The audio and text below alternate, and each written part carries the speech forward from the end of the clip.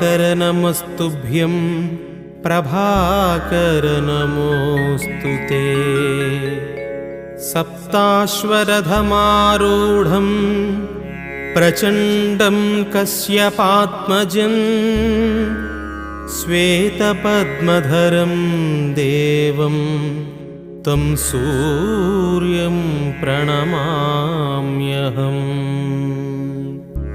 लोहितं रथमारूढं सर्वलोकपितामहं महापापहरं देवं तं सूर्यं प्रणमाम्यहम्।